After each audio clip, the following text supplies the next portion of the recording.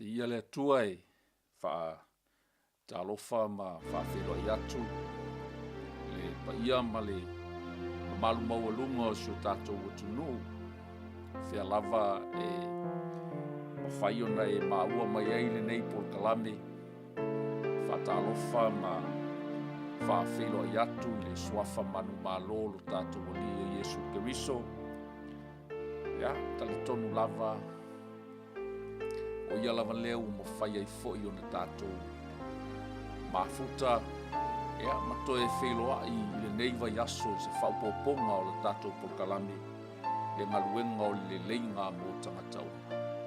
Ni ia le tua o le au taitaina i tātou se tatalo mo le amataina o le tātou porkalame. Moli atu le nganga whaafitai le tua i le neiva enga o le aso.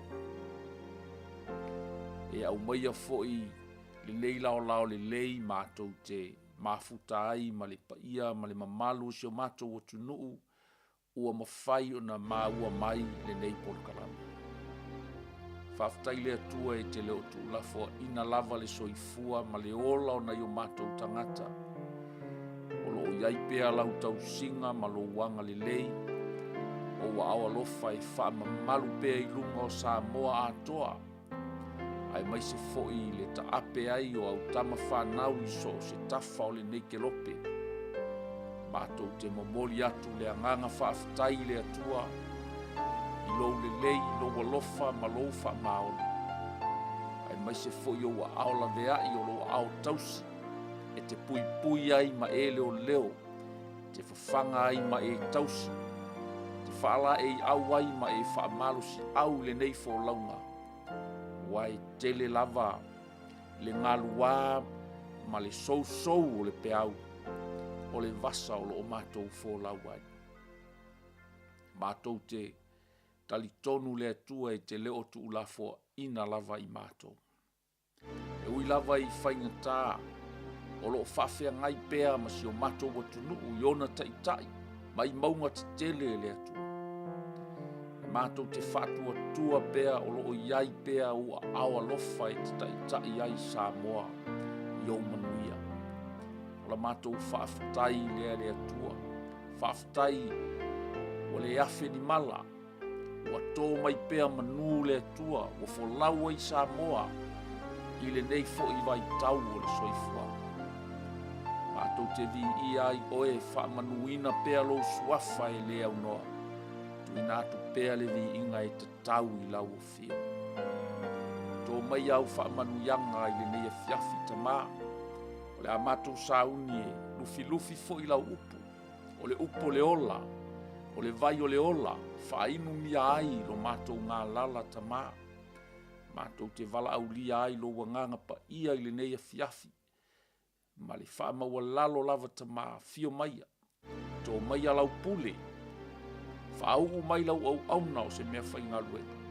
Whaau lau upu ta mā. Whaau fo i le whalongo longo na i o mātou tangata.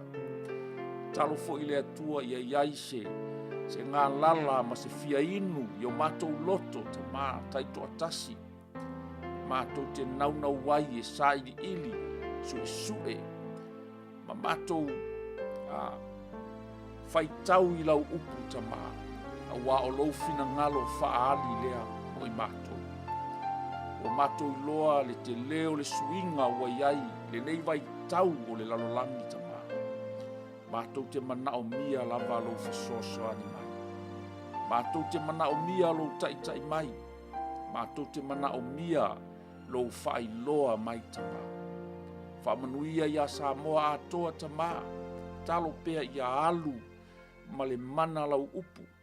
Fea lava le whatawhaitau langa, fea le ala leo lo o momoli ai lo finangalo tama. Talo ia tatala loto o utangata.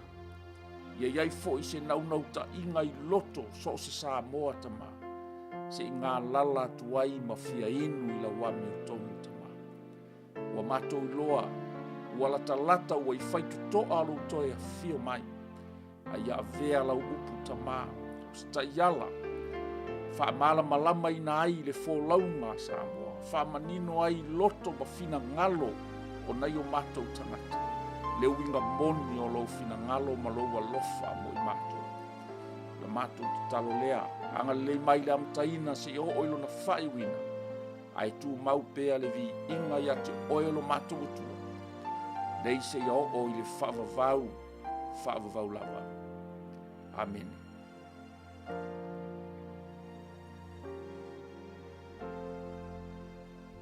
Ya, di ia le tua, toi whaafeilo i atu se whaupoponga ni o le tātou polkalami.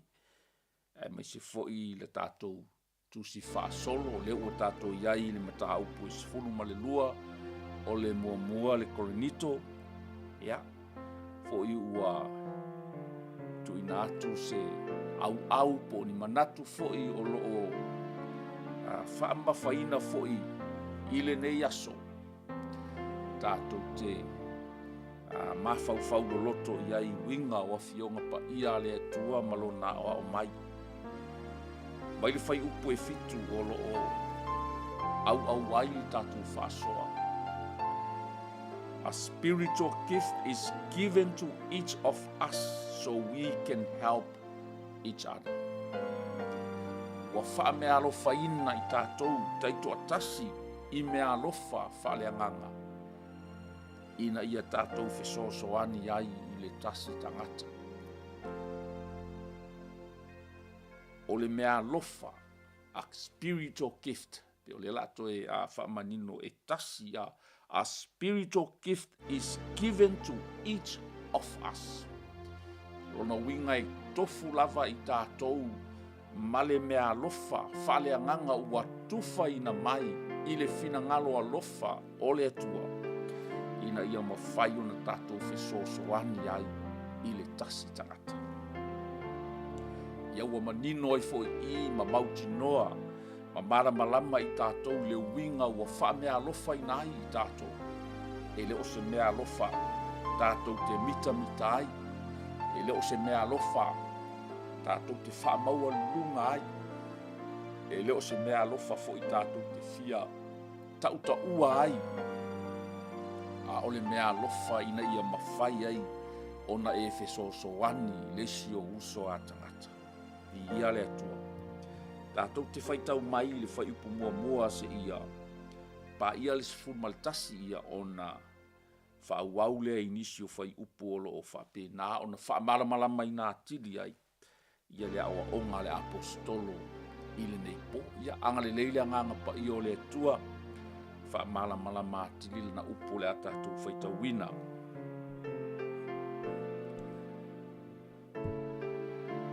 O mea alofa ua fo ina mai e le anganga pa ia. Ia. Manino lei foi o mea alofa e fo wai mai e le anganga pa ia. O lona winga o le mea alofa e le o se mea te tausa ilia pe te aonga pe te alu fo i e.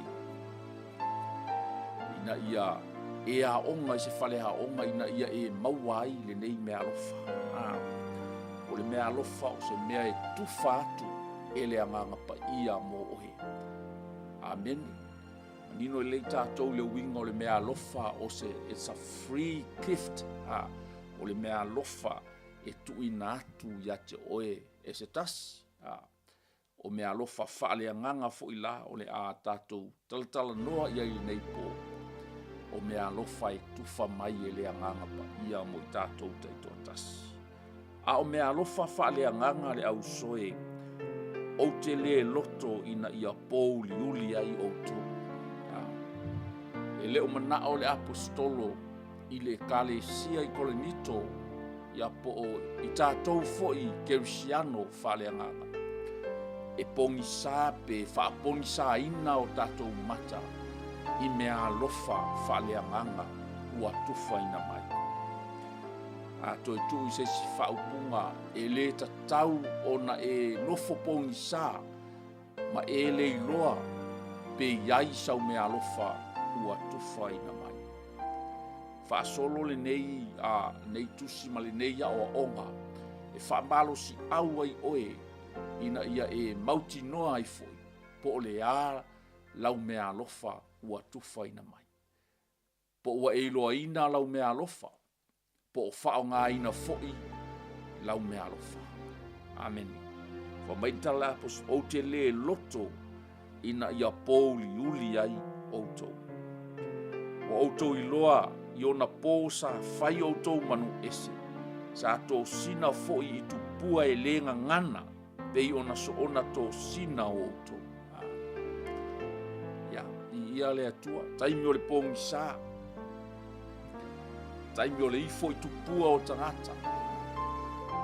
Ia, te leilo le nei taimi po le asau tupua o le nā lava e te afisi ma wha mau popo, a fusi fusi. Ia, a o tupua e lenga ngana. Le afo i se tupua o nai te ifo a iai. Po se whaatusa o se meiru ngā. Po se mei lalo nei po le a lava. Ia, to e whamanatu mai ai foi. Na ia aua nei e ifo i se tupua po se whaatusa lava o se mea a ilu ngā. Po se mea fo i lalo nei. Ia le atua. O le nei, o te whailo atu ia te outou. E le ai lava se tangata e tau tala le anganga o le atua na te tau ane te maina Yesu. O i ala le e, ta ua tele le vaenga leo le awa onga le apostolo i.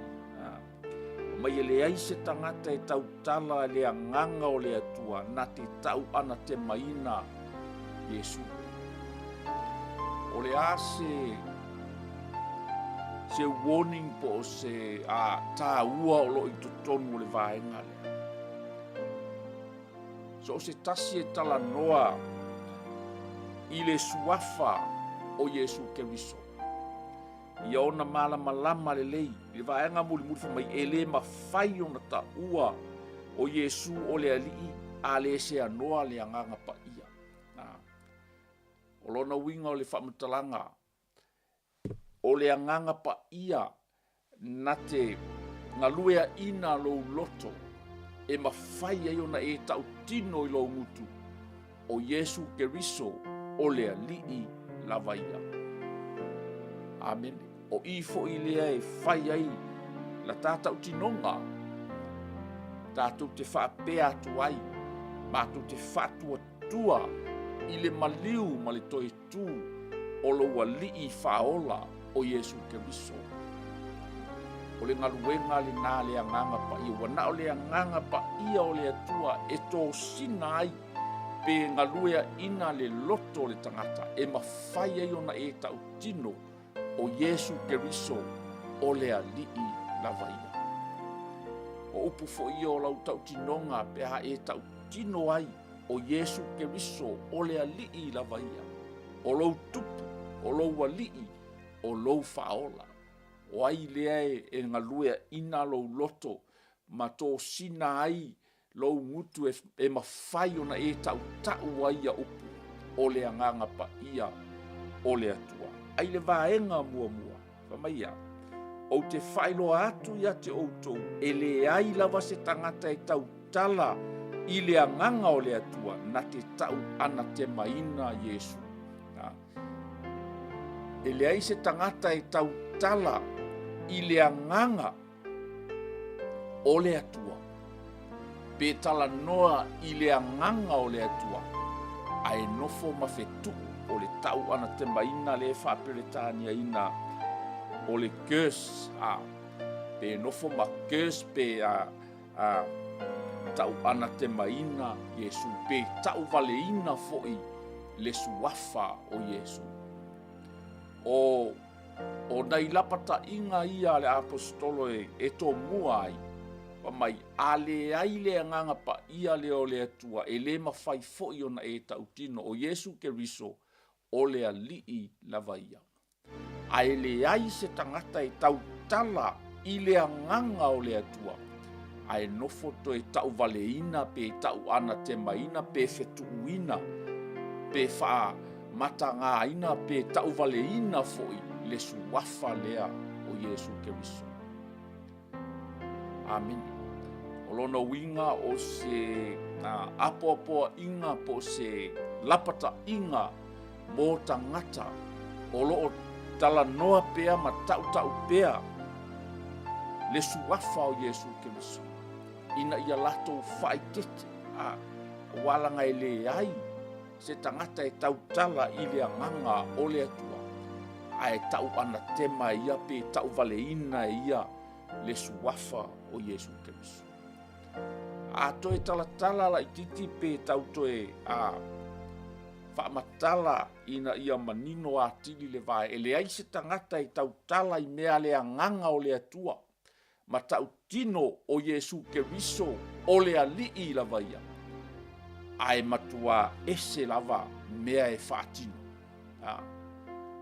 Ai ese le tu ai ngā tau tala ma le ngana e ngana ai. E mawhai o na mata se sauninga i se tatalo ma tau tino i le atua ma tau le suafa o le atua. Ai whaaiu ini tala e matuato e whaamata ngai na ai, tau vale ina ai, tau mama ina ai, le suafa o le atua. Peo ina le whamaile tala le apostolo.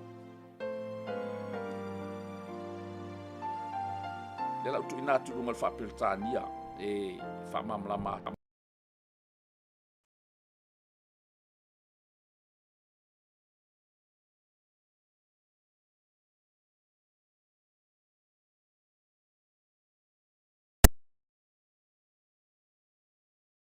I want you to know that no one speaking by the Spirit of God will curse Jesus, and no one can say Jesus is Lord except by the Holy Spirit.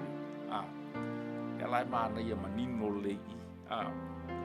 So se tasi e tau tala, speaking by the Spirit of God will curse Jesus. No one speaking by the Spirit. So se tasi e tau tala, i le anganga o le atua i le mawhai o na ia. Tau ana te maina pe whetuuina le suafa o Yesu Keriso. Ia e tele ia ni waainga ma tau tia i ni tangata fo i ua latou tau suai ma latou le mawhau i le suafa whapele pele o lo tatou walii o Yesu Keriso.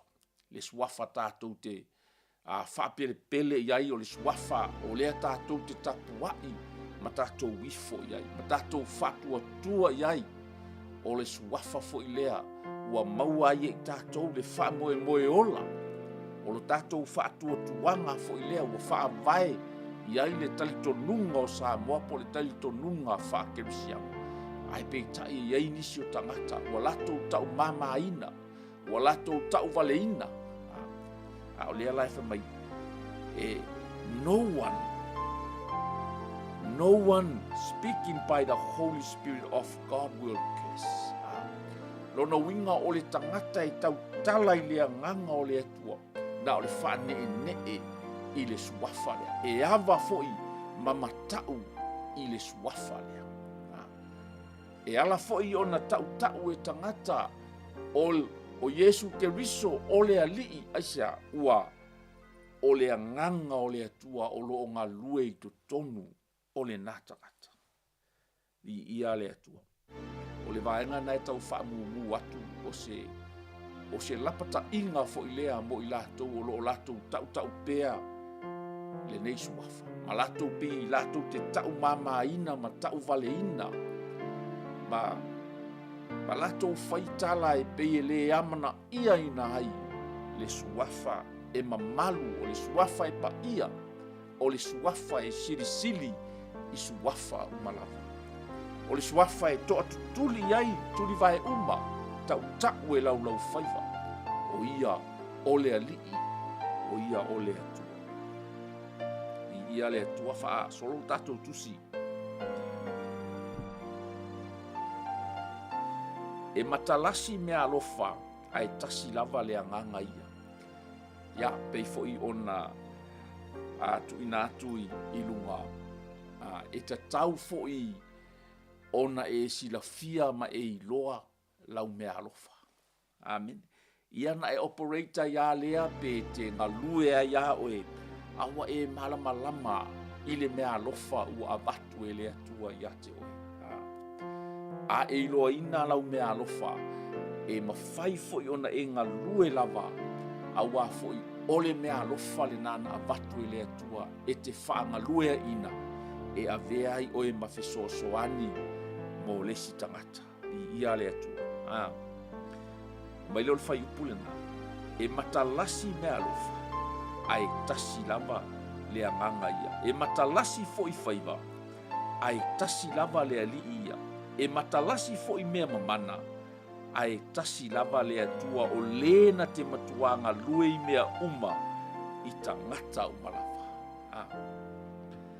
Ia, tātou ofo le whapilotania e whalau tele ai.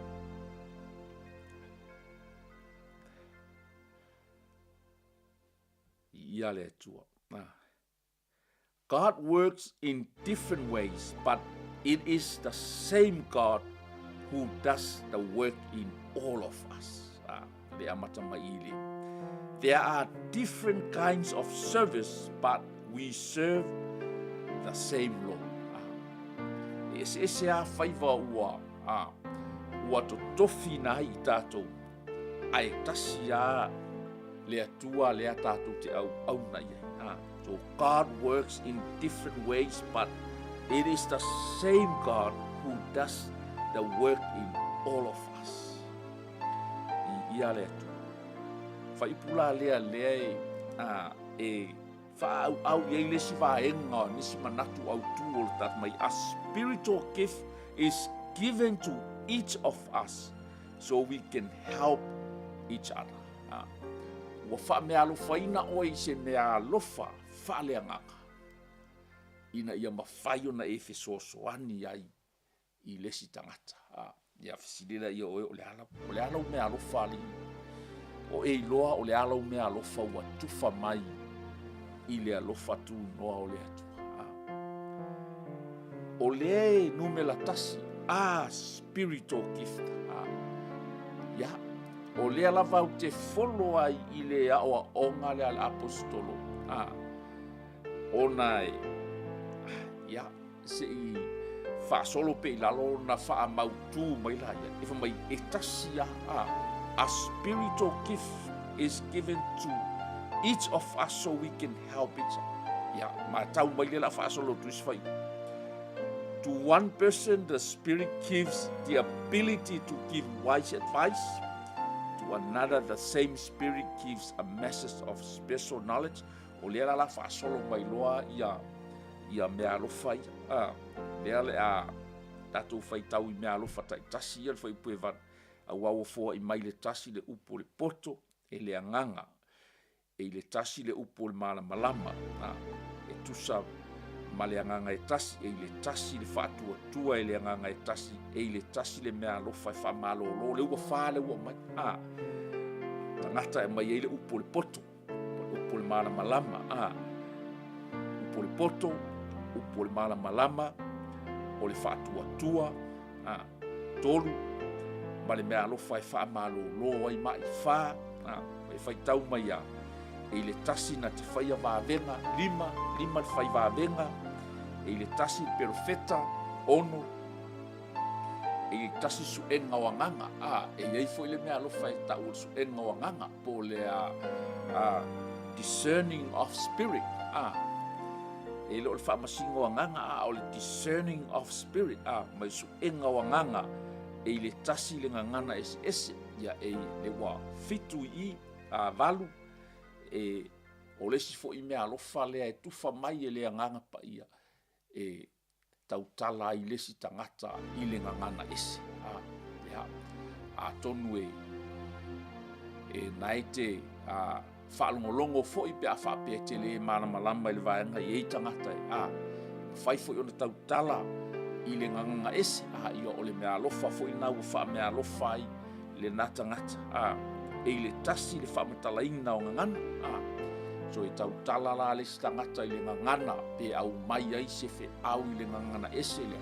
Ia aua iei fo i tangata na te interpretinga pe na te whamatalaina.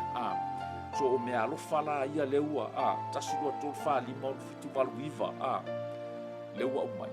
Mai lon whai upu e sumalatasi e matuanga lue foi na mea uma e lea lava nganga e tasi. O loo tufa i tangata tai toa tasi malana mea pei ona fina ngalo i ai o ia. Lea lai lalo le se tasi leo au le tato o le anganga pa ia na te tufa ia tai tasi le tangata. Malana mea alofa pei ona fina ngalo i ai o ia. O le fina ngalo ai. O le fina ngalo lava o le anganga o le atu. E tufa fa mai o le anganga lea. E na te tufa. Mai a au le stas, a watu ia oe le stas, a ve i le mai e tusa malona fina ngalo. E tusa malona fina ngalo. O lona winga. O le vaenga tā ua i ina ia awane i tilo masei pe te whamasi noa foi pe te fia whaapei foi o les tangata i le whaonga ina e le atua o les tangata i le mea alofa ua tufa iai e le anganga pai. So mali e la alo fina ngalo malolo o le ale meu atufa atu maoe. Ia e talia ma le loto whaafitai ia ma whaonga le lei pe a whai o naua e iloa lau mea alofa. E la tatu ua le whaapilitania. Whai tau le whaapilitania o le whaipuna sumaltas. Whaamanino le whamai. It is the one and only Spirit who distributes all these gifts. He alone decides which gift each person should have.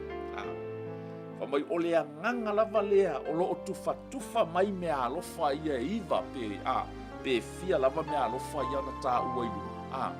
Le anganga le poto, le anganga le malama, le whaivavenga, o le whaamalolo mai, o le whaalilewina o ngangana, o le ngangana esi.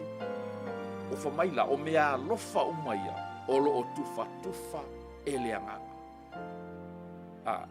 Only Spirit. It is the one and only Spirit. E le tu wha mai la se whaifi au. E le tu wha mai e se toe ina po se apostolo po se tai o se ekalesia. E whape se i o walu ai le. Se i o walu al whaifi au lea se i a maisana mea alofa maa. It is the one and only Spirit. Ele o se sia. E tasia o le anganga lava lea e tasi o le atua. Who distributes all this gift? All this gift. Gift umaya ngai luma. O le anganga fo ile o le atua e tasi. Na te tufa atu. Inga ia, pamai. He alone decides which gift each person should have. O ia fo ilea na fina ngalo malie okay. Lau sunga fai por kalame o lau me alofa lea. Okay, paua leo lau me alofa. Ia. Kausi le lei ma fao ngā le lei lau me alofa. O oe lea o lau me alofa lea. Ke masalo ngā ua. He decides. Ele o se fai fe au fo ila. Ele o se fai evangelia. Ele o se fo mai. Ele o se aposkolo. E ngake kua le mea alofa le iha o le ai. E kufa e le anganga. E pule fo i le anganga. He decides which gift. Po le ale mea alofa. E tu inatu moe. Ia. Ke la longa umangingo ngā vai. Ia e mali e ala. O le ale mea alofa ua kufa. Ia e talia ma le whaafitai. Malue ai nai le mea alofa. Aue te fia. Whaia e le i kufa kua le whaamalolo mai. Ia mali e whaonga pēa. Whaonga pēa ngā o le mea alofa na ua watu ia. Vai, ese le lei o le atua. Lea na whamai mua la apostolo. O te le manao. E nofo pou liuli o tou i le mea lea. I le mea lea. Ua tufa ina mai e le atua taito atasi le tangata malana mea alofa. O lona winga, e le whaapito la le atua. e le au fo i le tufanga o mea alofa le atua le ai ua tufa ina mai mo i tatou. Matua le woni le tatou le fa mai so o se tangata e tau tala i le ngangana i le anganga o le atua na te le tau ana te maina pe na te le fetuuina pe na te le tau valeina le atua po o Yesu o i pe o i le tā vai manino mai ai i la tou o lea e tufa pe whaasoa i ai le tamau a inga lea po o bea alofa ia a le anganga o lea tu. Amen. A o ia fo inga ke deciding o ia fo i na te tufa ina mai. He alone decide which gift. O ia fo ina te iloa mana sila fia lelei le mea alofa e a watu ma oi. Fafu e le iloa e le iloa e le stangata lo tangata. O te le iloa foi se vanga na oe te iloa lava oe male atua. O le ala foi ngafu mai he decide okay this is yours. Loa le ele atua e fetau ia oe le mea alofa le. E iloa le ele atua e tarafea ngai le leima oe le mea alofa le.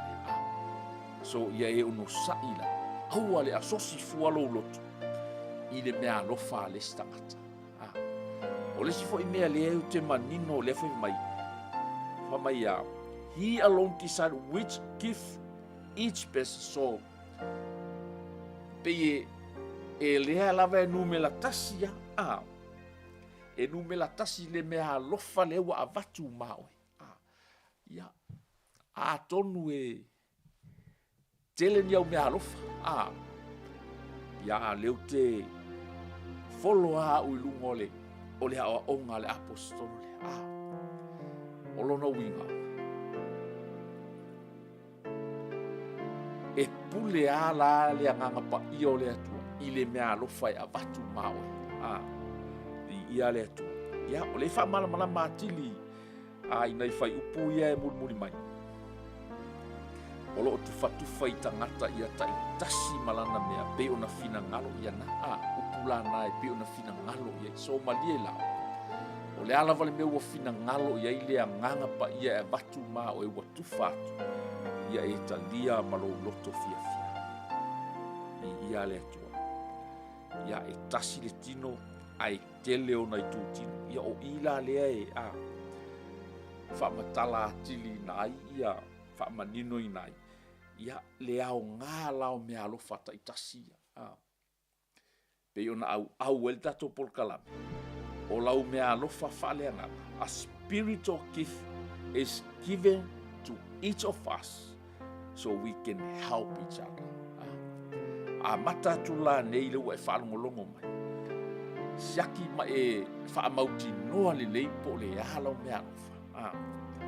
Ia ona whao ngā le lole o lau mea alofa lena. Ina ia e sosoani e lisi tangata. Ia le atua.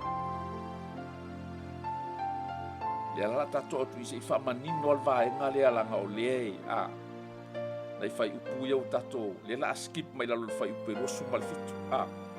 Tau wha malamalama atili el vaenga le rosu malfitu whamai. O outou o le tino keriso. O outou mai tu tino taitas. Ia, o manino na vaenga o tātou o le tino keriso. Ua whaatuina fo i ele atua i le kale sia mua o apostolo. O lona lua perfeta. O lona tolua o ao. Ia, pito ane iai o e whai vāvenga. I le mai maua mea alofa e whaamalo ai mai. O e fesoasoani o taitai, o e tautala i ngangana. Ia, o ila lea se i tau, le vala leo te whato e awane i ne i leanga fua lo loto pe a whaina fua o e i le whao ngāina e lea tua o lesi tangata. I lana mea alofa ua tufai. E wa aia tō laua whaangalolo mai lesi tangata. Laua whao ngā. Ia, talo mo le nata ina ia whaonga ina pea. Ai wa ai ane oi. Po o le halau mea alofa. e le loa foi po lau mea lo fal na o fa malolo ma ya nai te le o fa ngai pa mai lo foi pe no suma le o apostolo uma ea o profeta uma ea o uma ea o fai va venga uma ea ua tofu uma ea ma mea lo fai fa malolo ai ma vai ma nino le fai e le o tu fa tu ya o ia siaki vai po le ala o mea lo fa e te ngalue ai oi fai ale fa mai le mani mai ua tofu uma ea ma mea lofa e fa malolo ai ma e tautala uma ea ingangana e fa matala uma ea ia outou nau i mea lofa e sini ya taatial mele ua al mata upu le iluni le tala noa mai le apostol le mea lofa sili le la tatou tala noa le vai aso fou ai ia manino le ia e talia le leisi au mea alofa ma ia e nau fo ia sa ini po le ale mea alofa na ua tufatu ia te pei foi ona au fa mai ia o le anganga pa ia na te tufa e taitasi le tangata malana mea alofa taitasi le tangata malana mea alofa e tasi pei ona fina ngalo iai o ia le ua tu fesidi mai ai ea o uma ea e fai va venga uma ea o le tali na sa we o na le italia ina le fai up ile ngana samo alfa peltania na italia no le vai mai of course not tatu tu fai tau mai le are we all apostles, are we all prophets, are we all teachers? Do we all have the power to do miracles? Do we all have the gift of healing? Do we all have the ability to speak in unknown languages? Do we all have the ability to interpret unknown languages? Of course not. Vai lá. Leai. Ele o ka kuhuma. Ya ngai ai ke ngai ke kau mawhaia ia malie foi whai wa o whaafia se launga nga kakalo se mai ai le malolo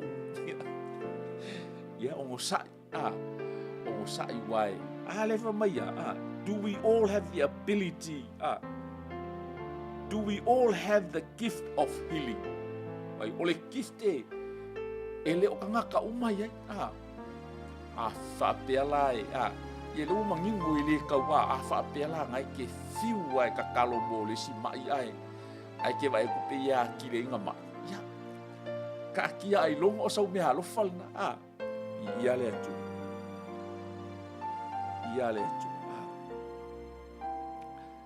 e o kala ngoi me yo mai la ngai leva ke le nga u fia ngai mai ma langa ili si mea alofal i le o le whātua, o le mea alofa o le whātua. Ke lopo o le korukausanga kaluainga o lewa ke lenga o. O le mai fo i lea no o la vea mai pos fulumong tuptausanga le mai le wata tele ai ke lenga la vea ia ka kouka maloloa o le ngungu la vea mai al kamale i Samoa o langi Amerika Samoa o saua i New Zealand leu o mai Australia ke saua ma mai kamale o lainga o le lua kausanga o kausanga kaluai lua felua ko makua i wesa ia fai o lau testimoni fai o lau tau tinonga na matua i wesa e winga lau tala na o oile to ngā mea na ua pe fa ai o kaila kalaka i se furunga nga call ambulance o te alu e ave ia wa pe au ngoso kamalua e pa makua pipilia e lai fai lau tala mole vi inga ole tu mai se ua ko inga kakalo ye fai fo sia fa au se ko lua o ha ula fo ke kakalo e fo ia mo kongo feku so le aka ke vai ku se pe a kili ya kile nga vala au le ambulance sau e vakai ai ka kingo la ile a lofa o le atu fa malo longa le ale atu ele ikoe kele ikoe sa ilia sisi sau koe kakalo o wasilinga fo i wasilinga fo i kakalo wae ai waku ulo ile mele o le sidola mele waku ulo i o fatua tua kai mi umala ave ya utfale mai e sa wele ambulance ave e amai mafuala o le lua whenua korula ngaka oko ia lo ukuri ai ua ngawhare ka oko ngoro ukuri o ngō kama ia ua makua ia awhia le whapupula le kala a mai ngei fuala au o pese a venga mamawhare ka i ngungo ngei fuala then nga whailo leo lau tisise o ke le koi ngua se fuala au koe vai mai le lau i lau whailo mala o ke le koi ngua se fuala e go whai aku mai Samoa walangi Amerika Samoa le fiku kausanga usau New Zealand lua kausanga usau Australia ngei la se fuku kausanga o kau avea le ngei mai leanga kau mo le mai leanga a leu a ko ngei pe wa male lua male afa kausanga mai le lua sfuru fa le onga kokongo lusu fa lua sulu lima le wa afa le lua sfuru o ke le i ko ingua se fuala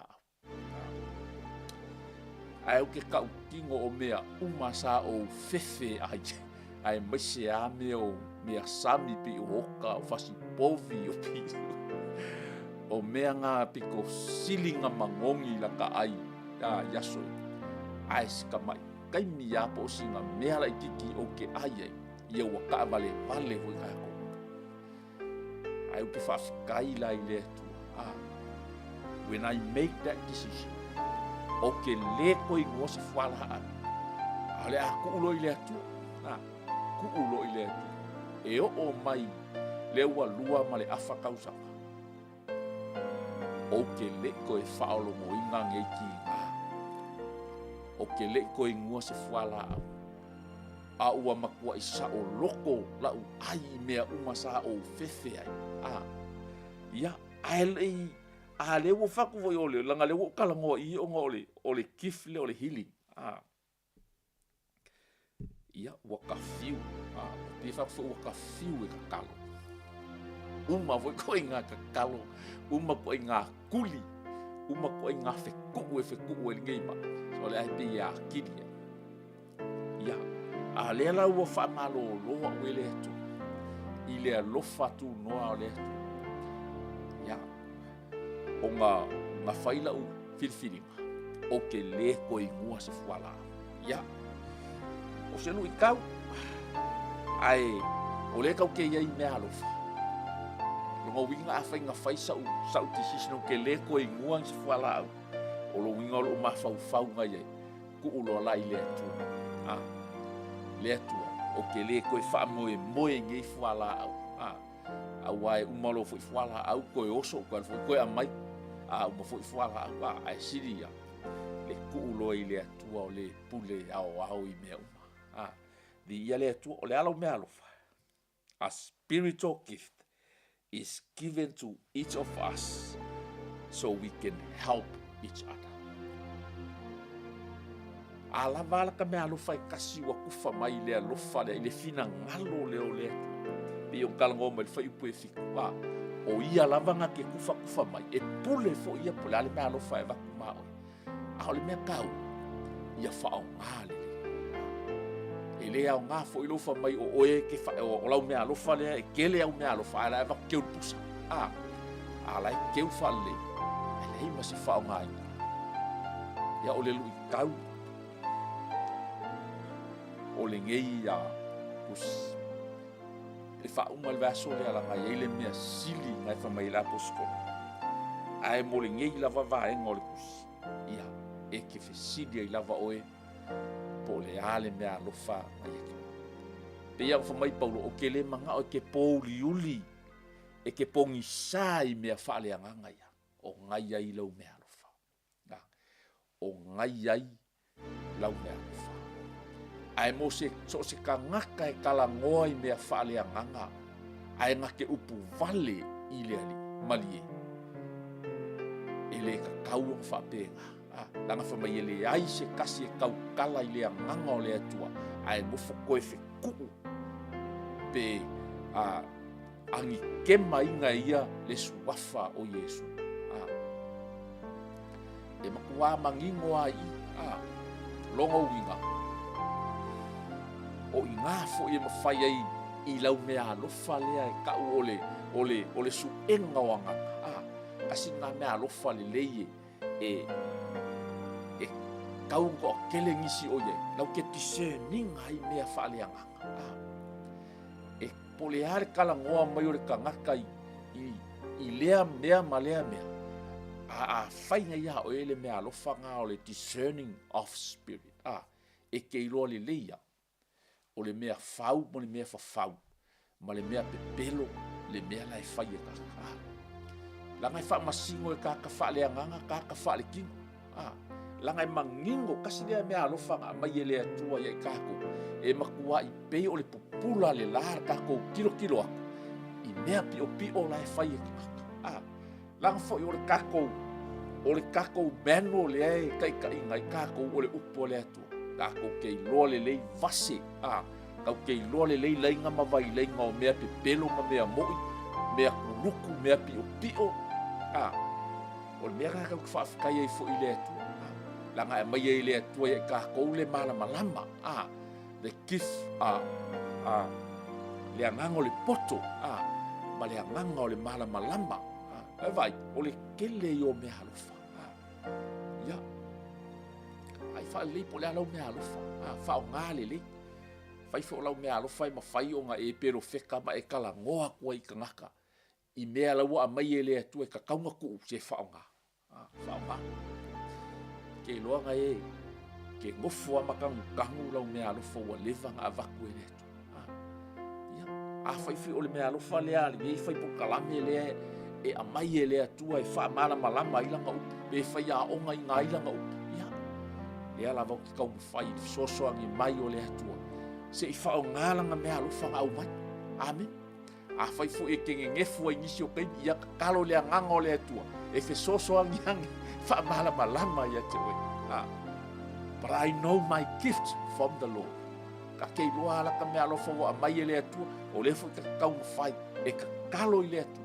Sosoangi mai. O le mea alofa nga e au mai a whai anga kuwha mai e lea kua e ilofo i e lea tua.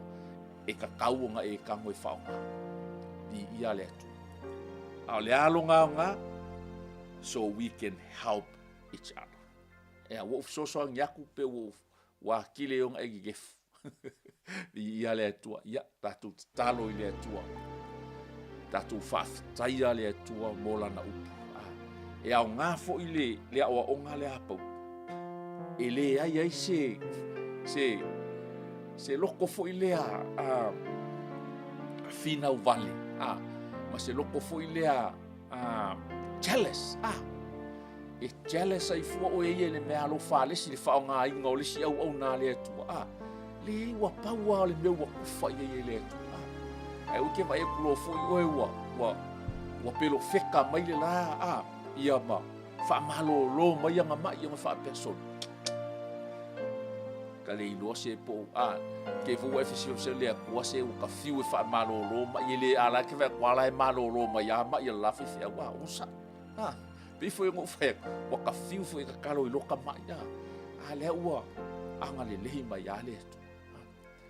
Au e ke jealous fu o le mea lo falis. Kalo o ile tua wha malama ki oe lau mea alofa. O le mea bongi a le whamai pau. Auangi e bongi sa. E kofu i kākou. Ma le mea alofa ua tufa mai e le atua. Ia, ta mawha aftai.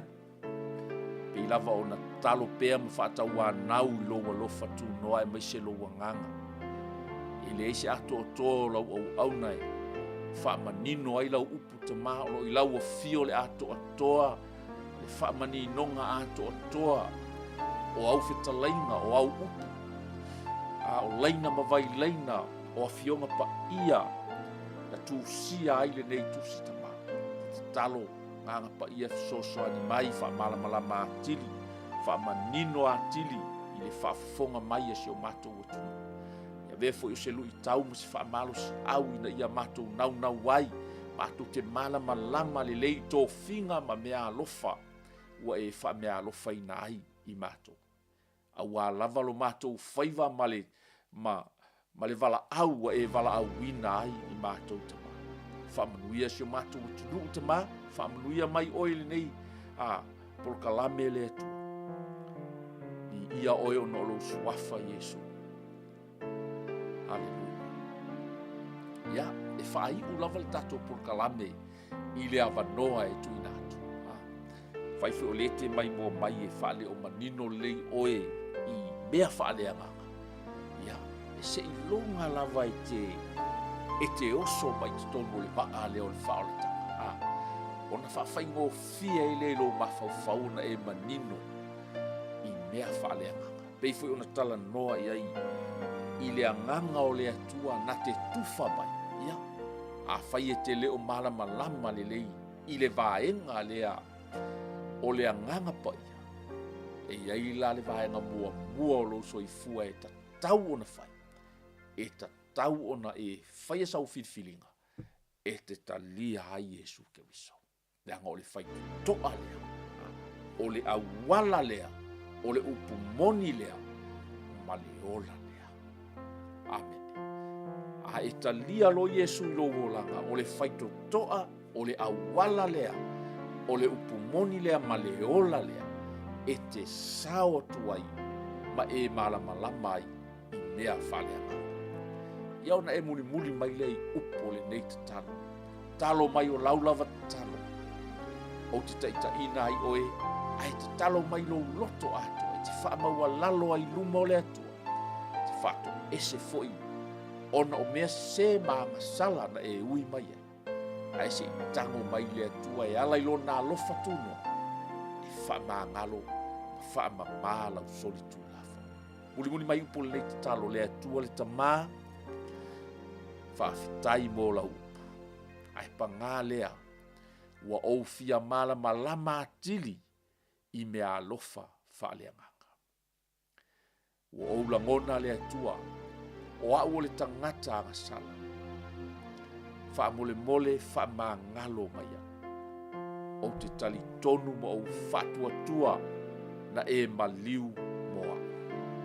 I lava matutoelo toto ke riso, o te mama ngalo ai. Talatu lo uloto, fio maia Yesu e, o te avea o e malii, ma whaola i lo ola. Whaafitai Yesu, o au whaola ina i lo walofa tuno. Amen.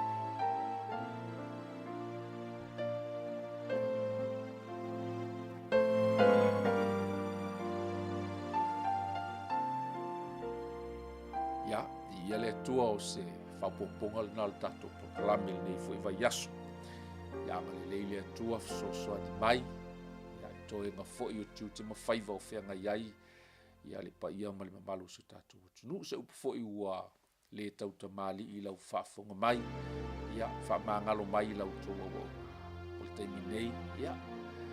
Whaamanuia le atua tatu toe whelo i foi i nawa yaso pe a pule lofa le atua e teitai atu. Ia i lau to soi fua ma sa mātou. O le teimi nei, whātou wha soi fua ia. God bless.